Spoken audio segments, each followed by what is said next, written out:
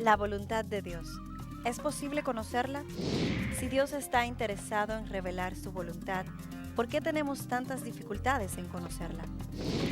¿Es posible cambiar la voluntad de Dios mediante la oración? Hoy, en Respuestas, ¿cómo buscar la voluntad de Dios?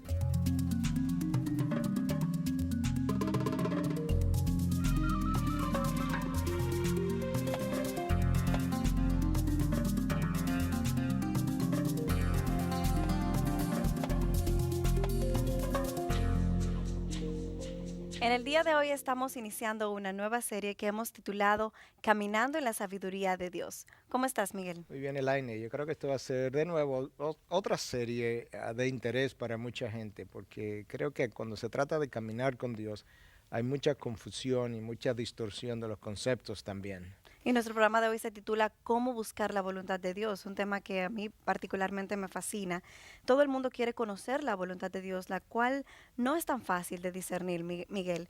Muchas personas, aún creyentes, tienen gran dificultad en descubrir la voluntad de Dios. Y por otro lado, muchos se preguntan, ¿por qué su voluntad? ¿Por qué no podemos nosotros simplemente hacer lo que querramos? Bueno, yo creo que hay múltiples maneras de responder esa pregunta, pero yo creo que como premisas es importante recordar que tú comienzas a vivir tú entras en un mundo en el que tú no creaste para comenzar, de manera que aquí hay un propósito que antecede a tu vida. Tú tienes una vida que te fue dada, por tanto tú no eres el dueño de esa vida. Tú entras a mitad de una historia, porque la historia viene siendo escrita desde hace mucho tiempo, tú entras a mitad de la historia y tu historia fue comenzada por otro y va a ser terminada por otra gente. De tal manera que, Interesante porque muchos piensan, esa es mi vida, yo voy a hacer, tienen planes con ella, van a hacer esto, van a hacer aquello. Sin embargo, tal y como tú dices, alguien empezó la historia y alguien la va a terminar porque no somos eternos. claro, y entonces luego la insatisfacción, ingratitud del ser humano hace que él no pueda apreciar la coordinación, la orquestación de la voluntad de Dios para su vida. Ahí está el problema de la voluntad de Dios, la voluntad del hombre, dónde chocan, dónde se encuentran y por qué siempre tiene que prevalecer Dios en su voluntad. ¿Cuál entiendes tú, Miguel, es el mayor obstáculo para conocer la voluntad de Dios? Bueno, de nuevo, yo creo que hay múltiples maneras de enfocar esta pregunta y ciertamente el hombre en su orgullo, en su rebelión, yo creo que encuentra un gran problema en la no aceptación de lo que es esa voluntad de Dios. Pero tenemos que recordar que nosotros estamos lidiando con un ser, Dios, omnipotente, un ser que no tiene limitaciones, que de ninguna manera conoce lo que es no poder hacer algo. De tal forma que Dios no tiene limitación en comunicarnos esa voluntad. Si hay un problema en yo ver su voluntad, encontrar su voluntad o verificarla, no va a estar en Dios, va a estar en mí precisamente. Y la razón es muy sencilla, es que como yo siempre quiero lo que quiero, cuando lo quiero, cómo lo quiero, pues cuando Dios me revela a través de sus diferentes métodos su voluntad, yo no la puedo entender, yo no la puedo ver, porque yo estoy muy interesado en lo que yo quiero. Mi voluntad siempre es interesada y por eso entonces me resulta difícil poder ver eso que Dios está tratando de que yo encuentre. Con frecuencia escuchamos a las personas decir, tanto creyentes como no creyentes, bueno, todo ocurre para un propósito. ¿Es realmente esto así? ¿Todo tiene un propósito? ¿Todo ocurre con un propósito? ¿O simplemente las cosas pueden ocurrir de manera fortuita? Bueno, déjame leerte un texto de la palabra de Dios para comenzar a digerir un poquito esto de que todo coopera para un propósito y para quiénes, ¿verdad? Romanos 8, 28 y 29 dice, y sabemos que para los que aman a Dios todas las cosas cooperan para bien, esto es, para los que son llamados conforme a su propósito, porque a los que de antemano conoció también los predestinó para ser hechos conforme a la imagen de su Hijo, para que Él sea el primogénito entre muchos hermanos. Para comenzar, porque aquí hay varias cosas que pudiéramos enseñar acerca de este texto, nota que el texto no dice que algunas cosas, la mayoría de las cosas, sino que todas las cosas cooperan para bien. Nota también que el texto no dice que todas las cosas son buenas, sino que cooperan para bien. Si alguien me da un golpe con un bate por la cabeza, obviamente eso no fue una buena obra, no es una buena acción. El texto dice que ese golpe cooperará en el tiempo futuro para bien. Esa es la primera enseñanza o la segunda enseñanza de este texto. Tomando tu ejemplo del bate y el golpe en la cabeza, ¿cómo puede este golpe cooperar para bien? Yo me pregunto. Bueno, recuerda que el texto que leí no termina con la simple cooperación para bien, sino que inmediatamente después habla de cómo es que va a cooperar para bien. Es para formar la imagen de su hijo en mí. Entonces, la forma como un golpe, un dolor, una dificultad termina cooperando para bien es variada, pero muchas veces forma en nosotros una actitud de humildad, una actitud de aceptación, una actitud de perdón de lo que el otro me hizo, de la acción del otro contra mí. Y la manera en que esas cosas van formando mi carácter, en esa misma manera entonces ellas están cooperando para bien, para el propósito que Dios se propuso en mi vida, que tiene que ver con la imagen de su Hijo. Muchas veces tenemos más simpatía cuando nosotros pasamos por experiencias de dificultades. Eso mismo pensaba, que muchas veces es más fácil decirle al otro, todo cooperará para bien, pero cuando yo soy la que estoy pasando por la experiencia, como que se me olvida un Claro, poquito. claro, yo creo que tenemos que recordar de nuevo que hay un plan superior, ¿verdad? El apóstol Pablo en la segunda carta a los Corintios nos dice, por un lado, para que tú sigas entendiendo o podamos seguir entendiendo cómo que estas cosas funcionan, nos dice que una de las razones por las que Dios permite el sufrimiento en mi vida es para que yo aprenda a consolar a otros con el mismo consuelo que yo he sido consolado. Consolado. Por otro lado, el apóstol Pablo me dice también que muchas veces en el mismo texto, primer capítulo de Segunda de Corintios, que muchas veces Dios permite esto para que yo aprenda a confiar en Él y no depender de mí mismo, para que aprendamos a dar gracias. Entonces, todas esas son razones y maneras de cómo las cosas cooperan para bien. Pero en torno a tu pregunta, bueno, claro que mucha gente le es más fácil citarte el versículo a ti que Aplicárselo. recordarlo ellos cuando y aplicárselo cuando ellos son los que están pasando por las dificultades. Y eso es algo que tenemos que recordar, que el versículo de la palabra de Dios no es bueno para tu situación, es bueno para todas nuestras situaciones. Y eso es importante a la hora de recordar cuando yo estoy en medio de la dificultad. Hablaste de que las cosas cooperarán para bien si soy hijo de Dios. ¿Y si no soy hijo de Dios? ¿Las cosas siguen cooperando para bien? Bueno, yo creo que eso es una buena aclaración que hay que hacer a partir del texto que yo cité, porque el texto dice que todas las cosas cooperarán para bien para aquellos que aman a Dios y que han sido llamados conforme a su propósito. Cuando no Cuando son, hablamos de hijo de Dios, estamos hablando del creyente, del que ha reconocido al Señor, ha reconocido al Señor Señor y como Salvador. Señor y Salvador, ha tenido una experiencia de arrepentimiento, ha tenido una experiencia entonces de perdón después de su arrepentimiento, ha sido regenerado y ha confiado en Cristo como Es ese entonces Salvador. para este grupo que las cosas cooperarán para bien. Y solo para este grupo. La promesa es para aquellos que aman a Dios, y si no soy hijo de Dios no lo puedo amar, y que han sido llamados conforme a su propósito. Y hay una gran cantidad de individuos que no tienen una relación con Dios, que viven de espalda a Dios y que continuamente citan y dicen, no, porque todo cooperará para bien. Están haciendo uso de una promesa que no es para ellos porque ellos no han reconocido a ese Dios. Miguel, en el bloque anterior te comentaba que para muchos el encontrar la voluntad de Dios es como que un misterio y real y efectivamente ellos aseguran que entienden que esto es exclusivo para algunos que tengan una conexión especial con Dios, pero no para todos. ¿Qué piensas? Bueno, yo creo que por un lado es cierto que aquellos que tienen una relación íntima con Dios son los que pueden encontrar, buscar y encontrar esa voluntad, pero por otro lado tenemos que recordar que nuestro Dios está interesado en revelar su voluntad. No es como mucha gente piensa que es difícil porque Dios la vive escondiendo. No, Dios se deleita en revelar su voluntad y hay una razón lógica y es que Dios quiere que yo le obedezca. No hay manera que yo pueda obedecer a Dios si su voluntad no me es revelada, porque ¿cómo voy a saber lo que Él quiere que yo haga? Entonces Dios está interesado en revelarme su voluntad. Mira cómo el salmista lo entiende. En el Salmo 32, versículo 8 dice, yo te haré saber y te enseñaré el camino en que debes andar, te aconsejaré con mis ojos puestos en ti. Entonces, nota lo personal de esta indicación o de este versículo. Te aconsejaré con mis ojos puestos en ti. Yo no espero oír a Dios audiblemente, pero tampoco creo que la manera como Dios nos revela su voluntad es simplemente a través de un proceso lógico de raciocinio, donde yo aplico mi razón a la palabra de Dios ya general que se me ha revelado, aunque eso obviamente tiene que ser hecho. Dios también ha puesto dentro de nosotros el Espíritu Santo para guianza, para iluminación, que genera incluso lo que algunos teólogos en inglés han llamado promptings, que es como una sensación que es difícil de describir de que el Espíritu de Dios te está dirigiendo en una dirección. Entonces, de esa forma, Dios guía a sus hijos y eso necesitamos reconocerlo. Dios está interesado en que yo conozca su voluntad. Miguel, teólogos hablan acerca de la voluntad soberana de Dios y también hablan de la voluntad permisiva de Dios. Otros, de hecho, hablan de la voluntad moral y la voluntad individual. Me gustaría que habláramos acerca de estos conceptos porque de repente parecería como que estamos hablando de diferentes voluntades.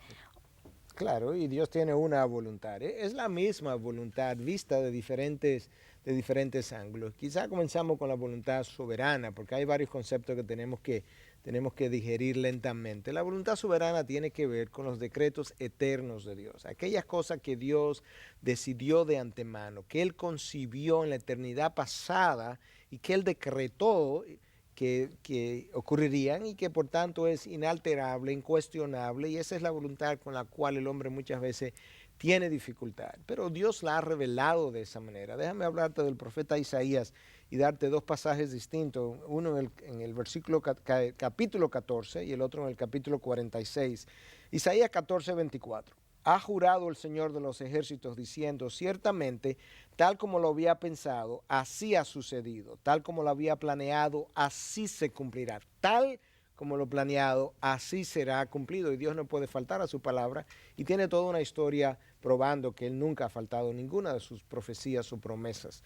Isaías 46, 9 y 10. Acordado de las cosas anteriores ya pasadas, porque yo soy Dios y no hay otro, yo soy Dios y no hay ninguno como yo, que declaro el fin desde el principio y desde la antigüedad lo que no ha sido hecho. Yo digo, mi propósito será establecido y todo lo que quiero realizaré. Dos cosas tú tienes ahí. Número uno, Dios dice todo lo que yo quiero. No hay una cosa que yo haya deseado que no haya llegado a cumplir. Y dos, lo que va a ocurrir, yo lo declaro desde el principio. Yo no tengo que esperar a que ocurra. Yo declaro como ocurrido aquello que aún no ha acontecido porque así va a ocurrir. Dios orquesta la historia. Miguel, cuando hablas de que Dios es soberano, ¿a qué te refieres? Cuando los teólogos dicen que el Dios que creó el universo es soberano sobre su creación, ¿qué implica la soberanía de Bueno, Dios? implica muchas cosas. Implica que Él tiene el poder, Él tiene el derecho, Él tiene la autoridad para hacer todo cuanto Él quiera hacer dentro y con su universo creado. Nadie le puede cuestionar, nadie puede cambiar sus designios, sus decretos. Su soberanía entonces su poder soberano es un poder orquestador. Y implica también en su orquestación, para él poder hacer esto desde la eternidad, que él lo ha conocido todo, que Dios nunca ha aprendido nada, Dios nunca ha adquirido ningún conocimiento nuevo, nunca nada le ha sorprendido, nunca él no lo había planificado, calculado, tenido en cuenta. Dios conoce todo lo que es actual y potencial. Eso implica todas las posibilidades actuales y potenciales. Eso implica que Dios conoce todo lo que fue, Dios conoce todo lo que pudo haber sido. Dios conoce todo lo que es. Dios conoce todo lo que no es. Dios conoce todo lo que será. Dios conoce todo lo que podría ser. Por eso hablamos de posibilidades potenciales. En ese conocimiento vasto, no solamente Él lo maneja, lo conoce, lo entiende, lo recuerda, no. Él lo usa para que las cosas que Él quiere realizar ocurran en su manera, a su manera y en su tiempo. Dios hace todo hermoso en su tiempo. Ese es el Por concepto. lo que me dices, podríamos concluir entonces que su voluntad soberana es incuestionable. Muchos pudieran considerar esta idea y decir, ¿cuál es el propósito de la oración entonces? ¿Para qué voy a pedirle algo si él ya de antemano conoce lo que él va a conceder, lo que no va a conceder, lo que va a suceder? Bueno, parte de la problemática ahí está en la manera como hemos concebido la oración. El ser humano, en su forma interesada de vivir, de querer las cosas, ha concebido la oración como un ejercicio para él no solamente de vengar beneficios, sino para torcerle la voluntad a Dios, cuando Dios tiene una voluntad que es perfecta. Pero Miguel, Dios nos dice en su palabra que le pidamos. Entonces, ¿para qué le pedimos si ya él tiene su decisión tomada? Tenemos el ejemplo perfecto en la persona de Jesús. Nosotros tenemos una oración dada por Dios, un mandato a orar para entrar en sus propósitos. y al entrar en sus propósitos a través de la oración, que Él me pueda guiar con relación a sus propósitos, donde yo pueda tener la sabiduría, la fortaleza, la gracia, el entendimiento, la habilidad para caminar dentro de sus propósitos. Tenemos el ejemplo en Cristo. Padre, si es posible que pase esta copa, bueno, amén. Pero de lo contrario, que se haga tu voluntad y no la mía. ¿Qué estaba Cristo tratando de hacer en ese momento? De entrar en el propósito de Dios. Y ahí Dios entonces, Getsemaní, envía un ángel, dice el texto incluso, le fortalece. ¿Para qué? Para que puedas ir y cumplir mi propósito. Ese es el propósito de la oración. Pensando en la revelación bíblica, muchos ven en el Antiguo Testamento un Dios austero, un Dios de justicia, y ven en el Nuevo Testamento un Dios de gracia, de bondad, de misericordia.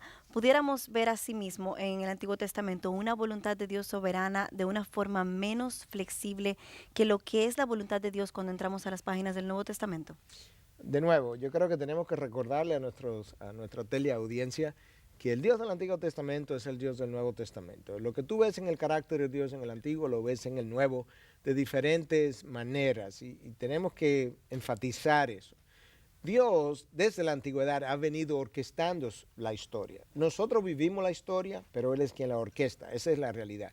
Y tú encuentras entonces que lo que ocurre en el Nuevo Testamento, Dios lo vino orquestando desde el Antiguo Testamento. Déjame leerte dos pasajes con relación a lo que es la crucifixión de su Hijo en el libro de los Hechos 2:23. A este, refiriéndose a Jesús, entregado por el plan predeterminado de Dios, clavasteis en una cruz por manos de impíos y le matasteis.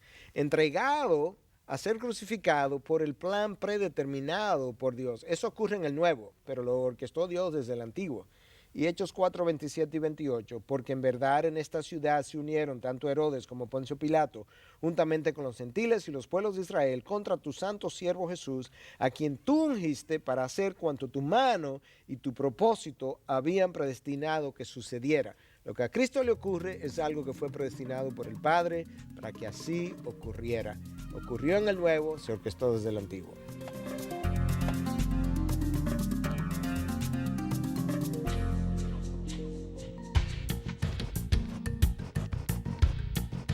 En Romanos 9 se nos habla claramente acerca de la soberanía de Dios y se nos señala que es el mismo Señor el que se encarga de tener misericordia de unas vidas y de endurecer el corazón de otras.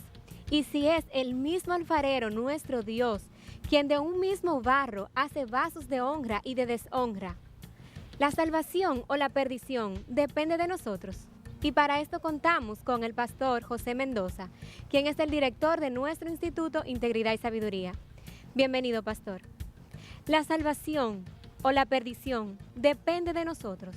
Aquí nosotros tenemos que aclarar dos puntos que son muy importantes. En primer lugar, Romanos capítulo 9 tiene la intención, el apóstol Pablo tiene la intención de demostrarnos que Dios es absolutamente soberano sobre la creación y sobre sus criaturas, de tal forma que esa soberanía se manifiesta en que cada una de las criaturas y cada uno de los seres humanos depende absolutamente de Él.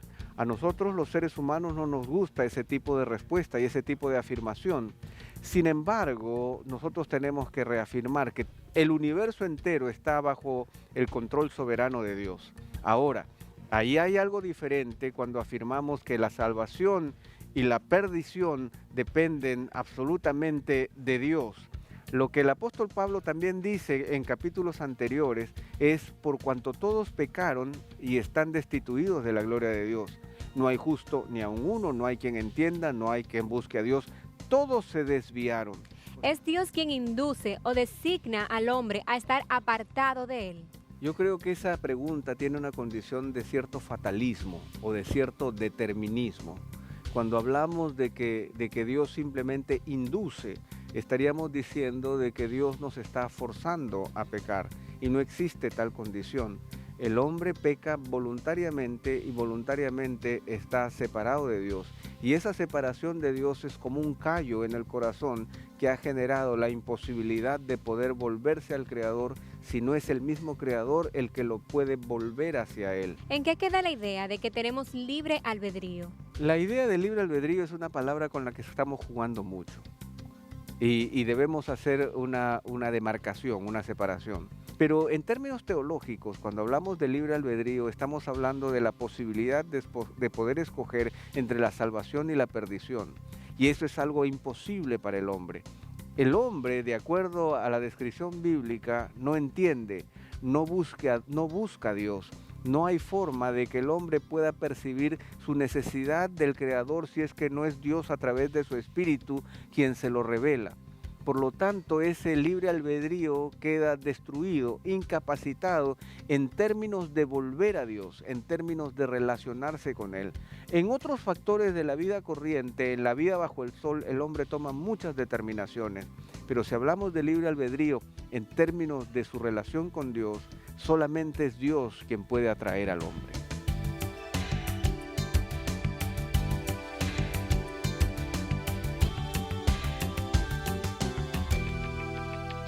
Miguel, te decía en el bloque anterior, haciendo referencia a la voluntad soberana, que aparentemente lo único que podemos hacer con esta es aceptarla y que muchas veces ni siquiera vamos a poder entenderla. Yo me pregunto, ¿tú crees que la falta de entendimiento del hombre de la voluntad soberana de Dios se debe a falta de explicación de parte de Dios?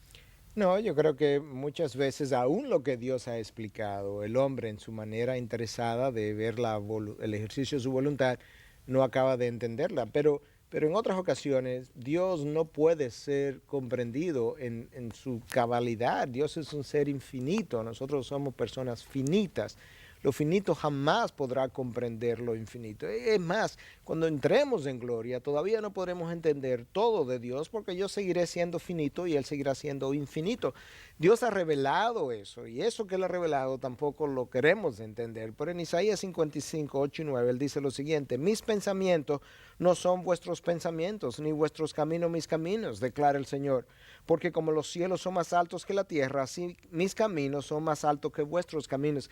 Dios está diciendo, yo no soy como tú, yo no pienso como tú, yo no existo en la dimensión en la que tú vives y por tanto tus caminos y mis pensamientos no se juntan. Pero Miguel, no estamos creados a imagen y semejanza de Dios. Claro, pero eso implica que tú puedes pensar, razonar, que tú puedes relacionarte con Él, tú tienes cierto nivel de entendimiento, tú tienes cierto nivel de posibilidad de santificarte. Pero no tiene nada que ver con que seamos igual a Él. Imposible, o sea, Dios es eterno, Dios es infinito, yo he sido creado y por tanto finito, yo existo en tiempo y espacio, Dios existe fuera del tiempo y del espacio. Estamos hablando de dos seres totalmente, uno es creador, el otro es criatura. Sí. Estamos hablando de dos cosas diferentes, por eso es que Romanos 11 lo dice de una forma tan hermosa, 33 en adelante. Oh, profundidad de las riquezas y de la sabiduría y del conocimiento de Dios. Cuán insondables son sus juicios e inescrutables sus caminos. Pues ¿quién ha conocido la mente del Señor?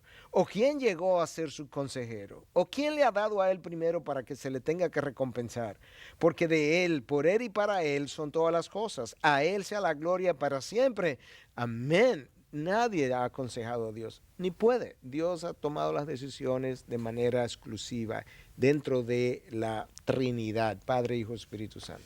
Así como lo explicas, entonces podríamos decir que la voluntad soberana se hace incomprensible, pero como te decía hace un momento, los teólogos hablaban también de una voluntad moral y hablan de que esa voluntad moral sí puede ser comprendida por los hombres a diferencia de la voluntad soberana. ¿Podrías ayudarnos a entender la diferencia entre esa voluntad moral que podemos comprender y la voluntad soberana que definitivamente no vamos a comprender? De nuevo, es una sola voluntad, pero vista de diferentes ángulos, entonces, o diferentes aspectos de la misma. Cuando hablamos de voluntad moral, lo que los teólogos están tratando de comunicarnos es que Dios es un ser moral y esa moralidad de Dios es su santidad. Entonces Dios ha comunicado esa parte de su carácter, su santidad, a través de una ley. Esa ley Él la ha puesto o en mi conciencia o la ha puesto en la palabra de Dios. De tal manera que aquello que yo entiendo en mi conciencia como bueno o malo es algo que representa la revelación del carácter de Dios. Aquello que en su palabra me dice lo que está mal, lo que es pecaminoso y lo que es santo, también revela parte de la revelación del carácter moral de Dios. Entonces eso que Dios ha revelado acerca de su carácter y que a mí me dice lo que está bien o mal, esa es la voluntad moral que Dios entiende, yo debo obedecer. Pero nota como yo lo dije, yo debo obedecer, lo que implica que yo puedo desobedecerla, yo puedo violentarla, tendré consecuencias, pero puedo hacerlo. Entonces, a eso es que nos referimos cuando decimos que la voluntad moral de Dios puede ser desobedecida o violentada, porque son sus mandatos que el hombre violenta continuamente, con consecuencias. La soberana, ilustrada por el profeta Jonás, él no quería ir a Nínive, pero Dios lo hace llegar hasta Nínive vía un pez, un gran pez que se lo traga. Ese es el plan soberano de Dios. Tú quieres ir para otro lado, pero tú vas para Nínive, con tu consentimiento o sin tu consentimiento. Miguel, ¿y qué hay de los sueños, de los deseos, de los anhelos, las aspiraciones del hombre cuando él hace poner en marcha esta voluntad? ¿No toma a Dios en cuenta todo esto? Bueno, Dios toma en cuenta mis deseos y anhelos, pero no para planificar, porque de nuevo Dios es un ser omnisciente. Dios planifica, como decía la cita de Romanos 11, ¿quién ha sido su consejero? Nadie puede ser su consejero.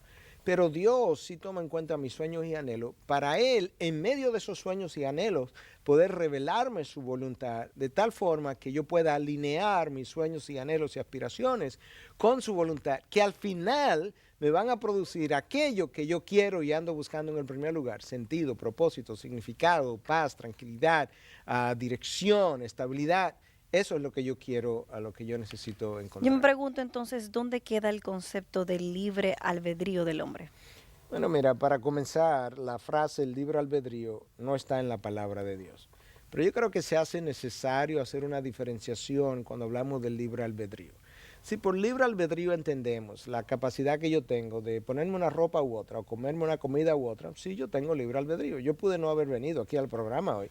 Eso es parte de mi libre albedrío. Si eso es como lo entendemos, no hay duda de que el hombre tiene libre albedrío. Ahora, si por libre albedrío comenzamos a hablar o a entender que es la capacidad del hombre poder escoger a Dios, entonces no, el hombre no tiene libre albedrío. Pero no porque Dios no se lo haya dado, no porque Dios se lo haya quitado, sino porque cuando Dios le dio a Adán libre albedrío, Adán pecó y Adán, no Dios, esclavizó su voluntad al pecado, y el pecado le ha robado al hombre el libre albedrío en el sentido de poder escoger a Dios. Él no tiene ese deseo, ni puede, porque como no tiene el deseo tampoco quiere, ni puede, como dice el libro de ¿Me Romanos. dices que el capítulo hombre 8. no quiere buscar a Dios entonces? No quiere buscar a Dios, Dios lo ha declarado, ni puede. De hecho, Romanos 8, 6, 7 dice claramente que el hombre no se somete a la ley de Dios, ni siquiera puede. Pero Romanos 3, 10, 11 y 12 me dice que nadie busca de Dios. Nadie tiene ese deseo. Cuando tú encuentras a alguien buscando de Dios, es porque Dios lo está buscando a él, y desde el cielo, a través de circunstancias, lo ha venido succionando en su dirección, y parece a los ojos humanos que él está buscando de Dios. Pero realmente entonces en ese sentido el hombre no tiene libre albedrío. Si tiene que ver con elegir a Dios, no, el pecado le robó al hombre su libre albedrío, no Dios, que quede ese concepto bien claro. Dios le dio al hombre libre albedrío en la persona de Adán. Y Adán se lo entregó su libre albedrío al pecado, y ahora el pecado reina sobre su voluntad. Ese es el problema. Ahora, el pecado, si por libre albedrío entendemos, como decía Jonathan Edwards, que es el deseo de yo siempre poder escoger en la dirección de mi impulso mayor, sí, yo tengo libre albedrío, siempre escojo el pecado por encima de Dios. Ese es mi impulso mayor. Ahí está la diferencia. En el plano práctico, ¿cómo ves tú la diferencia entre la voluntad soberana de Dios y la voluntad moral? Bueno, realmente la voluntad soberana yo no puedo violentarla, yo no puedo cambiarla, está decretada, es algo que está ahí fija. La voluntad moral revela esa ley de Dios que tiene que ver con sus mandamientos. Los 10 mandamientos representan parte de la voluntad moral de Dios, y es algo que yo puedo desobedecer, algo que yo puedo violentar, yo puedo obedecer, no obedecer, tener consecuencias, tener bendiciones. Entonces es eso, es ahí donde establecemos la diferencia entre lo que es para entendimiento, ¿verdad?, de nuestra relación con Dios, lo que es su voluntad soberana, lo que es su voluntad moral.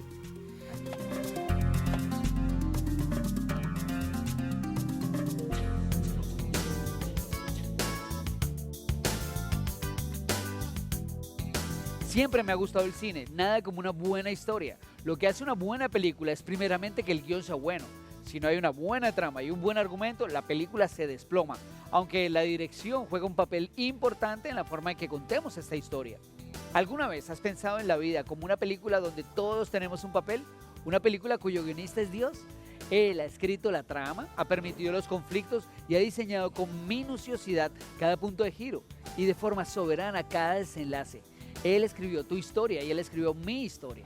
Quizás digas que tu vida es el resultado de tus elecciones, que la determinas tú. Pero si somos sinceros, hay mucho en nuestras vidas que no determinamos nosotros. A ver, para ponerte un ejemplo sencillo, el lugar donde naciste, ¿lo determinaste tú? También hay muchas cosas que nos suceden ahora, actualmente, que nunca hubiéramos escogido. De hecho, quizás no te guste el papel que te ha tocado, o tal vez hay escenas en tu mente o en tu vida que te parecen injustas y te preguntas o le preguntas a Dios, ¿por qué las permitió? ¿Y qué de la tragedia cuando toca tu puerta, cuando se te muere un familiar, una enfermedad o una ruptura de una relación? ¿Dios no está ahí? O en las tragedias colectivas, cuando hay un desastre natural, un terremoto, un ciclón, ¿eso no lo escribió el mismo guionista? ¿O crees que se le pasó por encima? La verdad es que son parte del guión. Según nos enseña la palabra, Él las envió. El guionista las incluyó con un propósito que involucrara no solo tu papel ni el mío, sino el de toda la película. Y entonces algunos preguntan, entonces si Dios es bueno, ¿por qué permite este tipo de cosas? Él tiene la historia completa y tú y yo solo vemos una parte. Solo vemos hasta donde llega nuestro papel. Pero tal como pasa en las películas, tu historia no es solo la tuya. Está ligada a otros cientos y miles de historias para que entretejidas formen la gran película de la vida. Hay cosas que nunca entenderemos porque Dios las permite, porque las propicia. No podemos entender la mente de Dios, pero sí sabemos que Él es bueno y aunque incluye escenas tristes en esta película, a veces desgarradoras en nuestras vidas, Él es soberano. Él tiene un plan y al final el desenlace es bueno y perfecto para formarnos a la imagen de Jesús en nosotros, en sus hijos. Ahora, una cosa es clara, el guionista tiene todo el derecho de escribir el guión a su manera, porque él es el creador de la historia. El actor no determina el guión, él solo lo sigue. Dios es soberano y tiene todo el derecho de escribir la historia según su perfecta voluntad. Él es el creador y sin él no hay historia. La pregunta no es si tiene el derecho de hacerlo, es si tú estás dispuesto a seguirlo. ¿Has hecho a Jesús el Señor de tu vida? ¿Te has rendido a su voluntad? ¿O eres un actor que se ha dedicado a la negación de su papel? Confía en Él, Él es el guionista de tu vida. Hasta la próxima. En paralelo.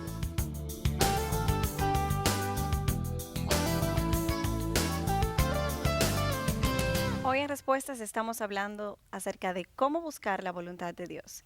Miguel, en el bloque anterior agotamos la voluntad moral. Quisiera que ahora habláramos de la voluntad individual de Dios. Esta voluntad, particularmente en teología, es un área sumamente controversial. Algunos opinan que Dios tiene una voluntad individual para cada persona, mientras que otros opinan que esa voluntad ya ha sido revelada en su palabra y que lo único que yo tengo que hacer es aplicarla a mi vida.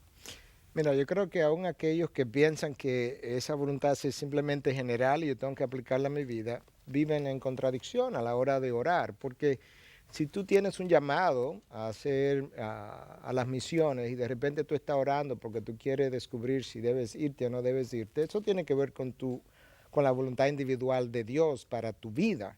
Y sin embargo, la palabra tiene directrices generales para cómo tú debes hacer ese ministerio o esa misión. No, pero aparte de eso, tú quieres saber si en tu caso en particular Dios te ha dado ese llamado.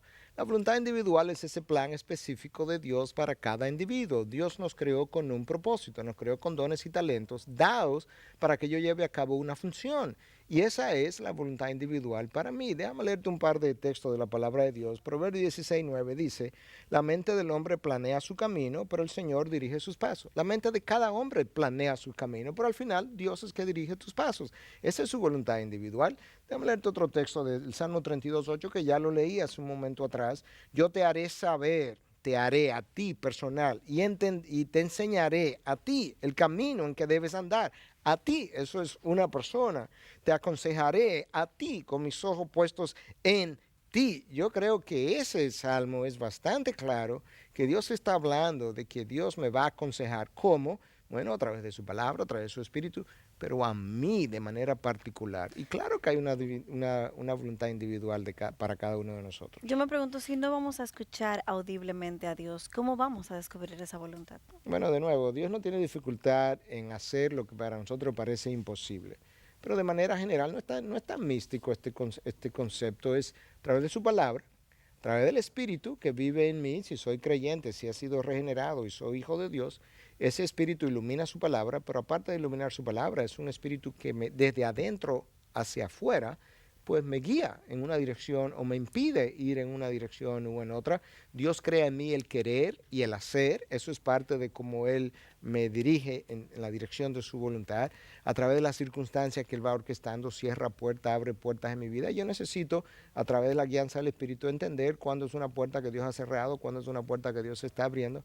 Y cuando no tengo todavía claro eso, yo tengo guías espirituales. Si vivo dentro de una iglesia, que es un concepto extraño para mucha gente, la vida de iglesia implica algo especial para ese individuo. Entonces, si vivo dentro de esa iglesia, Dios tiene guías espirituales en esa iglesia, a quien Dios ha dotado de sabiduría, que pueden ayudarme entonces a descubrir en mi caso, cuál es la voluntad de Dios, dadas las otras cosas de que hemos venido hablando. Pero yo me pregunto, si esto es así, si existen tantos recursos para descubrir la voluntad de Dios, ¿por qué a unos se les hace tan fácil descubrirla y a otros tan difícil?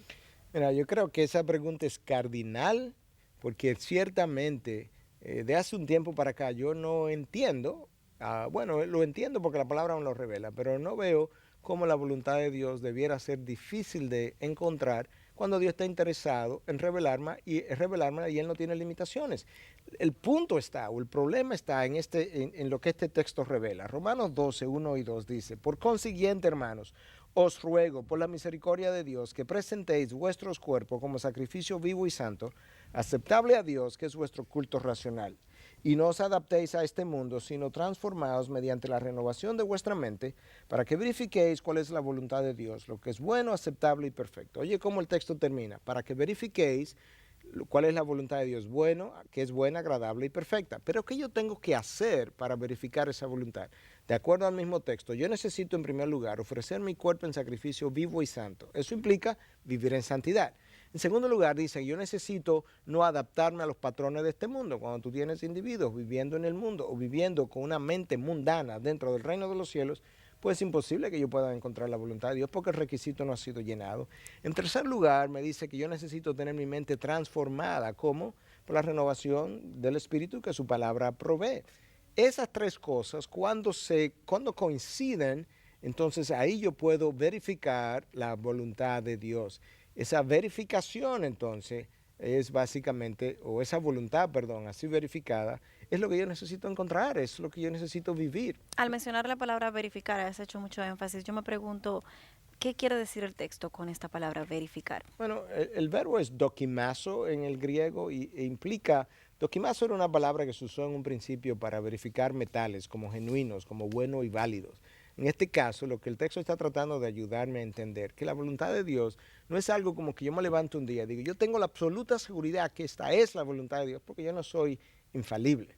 Pero Dios te guía, Él pone en ti el querer y el hacer, a través de su sabiduría, su palabra, su guianza, consejeros, circunstancias. Entonces tú comienzas a caminar en una dirección que tú entiendes es la voluntad de Dios. Cuando tú vas en el camino, las cosas comienzan a ocurrir de una manera que entonces tú miras hacia atrás y tú dices, ¿sabes qué? Esta era la voluntad de Dios y esta es la voluntad de Dios. La acabas de verificar. Es algo que tú verificas más que tú encuentras un día cuando te levantas. Miguel, ¿puede un creyente decidir oponerse a la voluntad de Dios, ir en contra de su voluntad? Y de hacerlo así, ¿cuál sería la actitud de Dios para este creyente? Bueno, él puede oponerse a la voluntad de Dios dentro de ese ejercicio limitado de lo que es el cierto libre albedrío de que hablamos. Pero él va a tener consecuencias. Ahora, yo tengo que entender algo. Dios tiene una voluntad permisiva, de la cual también hablan los teólogos. Cuando tú insistes, Dios trata de comunicarte que no vayas en esa dirección. Cuando tú insistes en ir en esa dirección, pues Dios, para ilustrarlo, se quita del medio y te deja ir en tu voluntad. A eso es que llamamos voluntad permisiva. Te da permiso. Pero yo necesito también recordar que el permiso de Dios no es la bendición de Dios. En el Antiguo Testamento tú tienes al pueblo de Israel pidiendo a Saúl como rey, rechazaron a Dios como rey y Dios le dijo, ¿sabes qué? ¿Tú quieres tener a Saúl? Pues ahí está Saúl. Y Saúl lo gobernó cruelmente por 40 años. Pero el permiso de Dios fue una maldición sobre ellos, porque Dios simplemente le permitió tener el deseo de su corazón. Dios permitió la crucifixión, Dios permitió la venta de José como esclavo, para que luego José representaba a uno de los 12 hijos de Jacob, poder salvar a la nación de Israel. Esa es su voluntad permisiva, da permiso, que luego él usa en la realización de sus propósitos.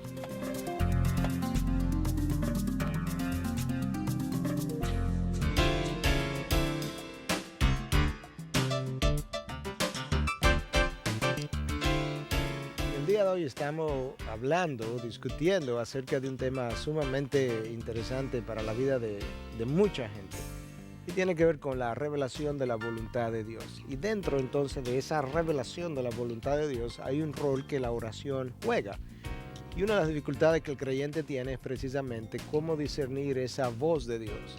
Y por eso estamos recomendando este libro de Henry Blackaby, Hearing God's Voice, o escuchando la voz de Dios. Y obviamente el tema del libro, la temática no es cómo escuchar la voz de Dios audiblemente, porque eso no es de eso que se trata, sino de cómo yo puedo discernir a través de la palabra de Dios, a través del Espíritu de Dios, a través de las circunstancias, a través de mensajes que escucho, sermones, a través de consejos que recibo, cómo yo puedo discernir qué de eso es la voz de Dios. ¿Cómo sé yo que Dios me está hablando a mi vida? Dios habla de que Él pone en nosotros el querer y el hacer. Pues de alguna manera yo necesito discernir entonces su dirección. Y precisamente este libro de Henry Blackaby es una guía práctica de cómo puedo yo encontrar esa voz, encontrar esa voluntad, caminar conforme a ella. Es un libro acerca de la oración, de cómo desarrollar una íntima comunión con Dios. El próximo libro que quisiéramos recomendar es también un libro muy práctico y de otro autor que escribe de una manera muy sencilla y que Dios ha usado grandemente. Es Chuck Swindoll, es su nombre. En esta ocasión estamos recomendando su libro El misterio de la voluntad de Dios. Ciertamente la voluntad de Dios hasta cierto punto es un misterio, aunque al mismo tiempo estamos hablando en nuestro programa de que Dios ha revelado su voluntad, pero hay cosas que no podemos entender, hay cosas profundas que no podemos conocer de este lado de la gloria. Y este libro le va a ayudar a usted a entender aspectos diferentes de la voluntad de Dios, le va a ayudar a entender también la parte misteriosa de esa voluntad, cuál debe ser nuestra actitud, cuál debe ser nuestra reacción, cuál debe ser nuestra forma de vida, de ver esa voluntad de Dios. Es un libro práctico, es un libro que le va a beneficiar, va a contribuir a enriquecer su vida como creyente y que nosotros quisiéramos recomendar también en el día de hoy.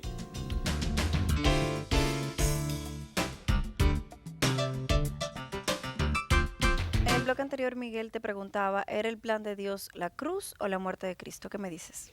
Bueno, es ambas cosas, porque realmente es la muerte por vía de la cruz. En realidad, de nuevo, Dios no es el autor de pecado. El Antiguo Testamento hablaba de que maldito es todo el que muere en un madero.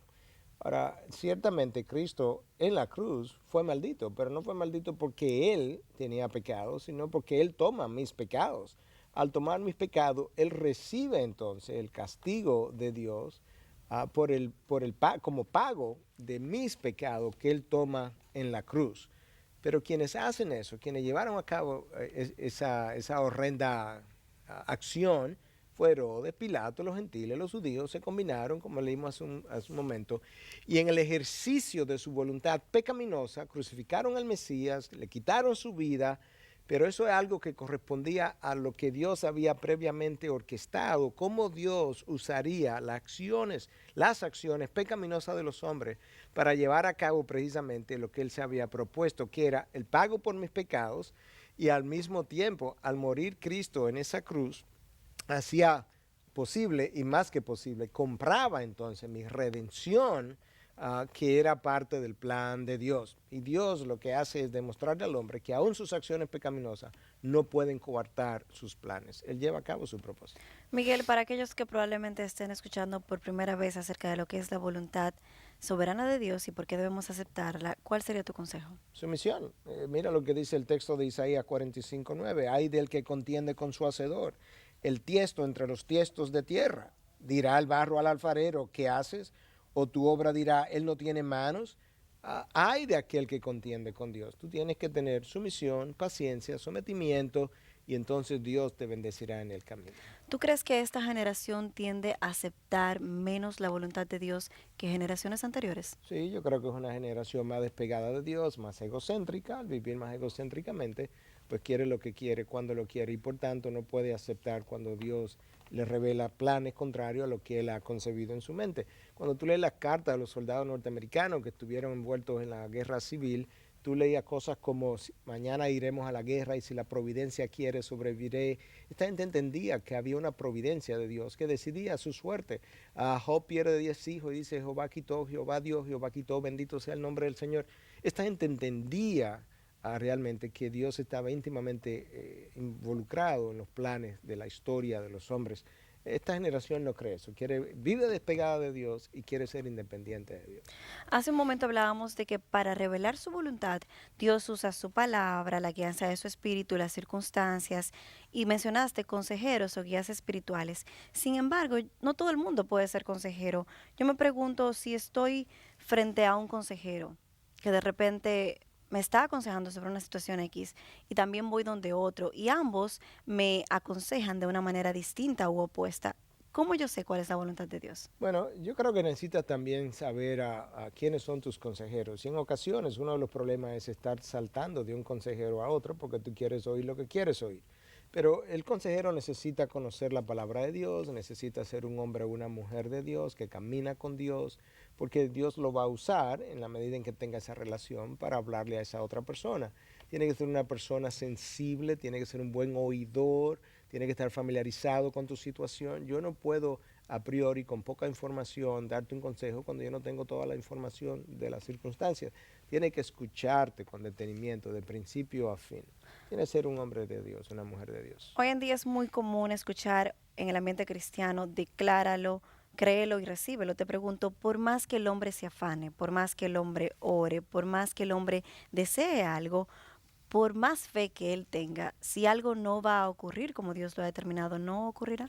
Claro, es una cuestión de fe fe no es lo que yo quiero que ocurra. Yo creo que eso es parte del problema. Dios nos dice en su palabra que cuando pedimos conforme a su voluntad, Él nos escucha. ¿Cuándo? Cuando tú pides conforme a su voluntad. Si tú pides conforme a algo que es contrario a su voluntad, no, Él no te va a escuchar, no va a ocurrir, no lo va a tener. Tú no tienes poder en la declaración. Eso es una herejía de la famosa doctrina hoy de decláralo y recíbelo.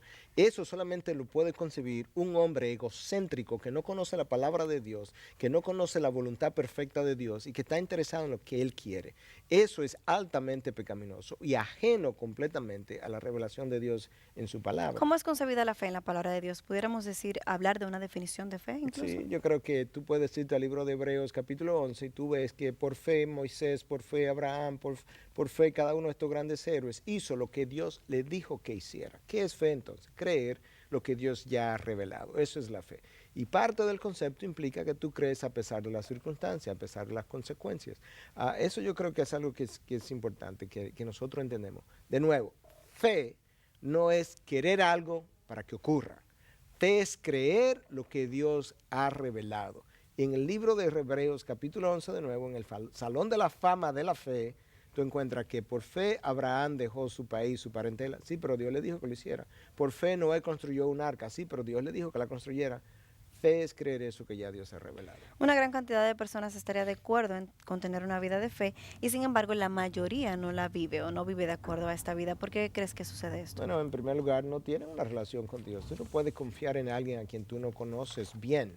La vida de fe depende de una relación íntima con Dios, con un ser a quien tú conoces íntimamente. En segundo lugar, la gente no le gusta arriesgar, quiere controlarlo todo, piensa que su control garantiza los resultados y por tanto prefiere una vida no de fe, sino de mi voluntad, mi razón, creyendo que yo voy a conseguir lo que yo quiero obtener. Esa no es la vida de fe. Miguel, si la fe es la respuesta al conocimiento de la voluntad de Dios, vivir por fe me imagino que tiene beneficios, aunque también me imagino que tiene sus riesgos. Contestándome esa pregunta, también te voy a pedir que nos despidas en el día de hoy porque se nos Bueno, acaba de el tiempo. nuevo, cuando hablamos de fe, estamos hablando de algo que está íntimamente ligado a la voluntad de Dios. Es la única razón por la que estamos hablando de fe en este programa, que tiene que ver básicamente con la voluntad de Dios. Fe es esa respuesta que yo estoy supuesto a dar a una voluntad que Dios revela que es buena, agradable y perfecta. Es una voluntad que no me garantiza los resultados que yo quiero. Es una voluntad que no me dice que yo no voy a sufrir, no me dice que yo no voy a tener dificultades. No, entonces yo necesito por fe creer que independientemente de cómo salgan las cosas, Dios tiene en mente el mejor panorama para mi vida. Y de ahí entonces que se requiere una vida de fe para vivir en la voluntad de Dios. Los beneficios, su bendición, su guianza, su protección, su provisión, todo eso son beneficios de la vida de fe. Riesgos, sí, bueno, no son riesgos, yo lo veo como riesgos, pero no son riesgos porque estoy confiando en un Dios que lo controla todo. Pero el riesgo que yo creo que tengo es que no controlo los resultados, no puedo estar donde estoy e ir con Dios al mismo tiempo. Tengo que dejar lo familiar, tengo que dejar lo que conozco, que es lo que no me gusta, y ahí es donde yo entiendo o percibo que están mis riesgos. Yo creo que al final de este programa sería bueno recordarle al ser humano que Dios tiene una voluntad soberana y que Dios le ha dado un cierto libre albedrío, pero que su libre albedrío está limitado por la voluntad soberana de Dios. Y una buena forma para cerrar el programa de conceptualizar esto es algo que A.W. Tozer usó, es una buena ilustración. Tú tienes pasajeros que están en un avión. Esos pasajeros en el avión pueden levantarse, pueden quedarse sentados, pueden leer, pueden dormir, pueden comer, pueden ir al baño, pueden hacer relativamente lo que ellos quieran dentro del avión. Pero ellos no controlan la hora que el avión sale, no controlan dónde van a aterrizar, cómo va a despegar. Ellos tampoco pueden decirle al piloto a mitad de camino, mira, yo quiero quedarme aquí porque cambié de planes. Hay un plan soberano sobre sus planes que lo controla el piloto, la línea aérea, la torre de control. Ellos deciden entonces cómo el avión va a despegar, aterrizar, cómo va a llegar. Ese plan es soberano sobre su voluntad individual en ese momento. Pero dentro del avión hay una cierta libertad que ellos pueden tener. Eso es como más o menos pudiéramos ilustrar lo que es la voluntad soberana de Dios, el libre albedrío del hombre del que hemos hablado. Sométase usted a la voluntad de Dios, usted verá sus beneficios y sus bendiciones. Excelente ilustración para finalizar, Miguel. Muchísimas gracias. Gracias a ti. A ustedes, amigos televidentes, recuerden visitar nuestra página en internet, integridadysabiduría.org. Gracias por habernos acompañado y será hasta la próxima.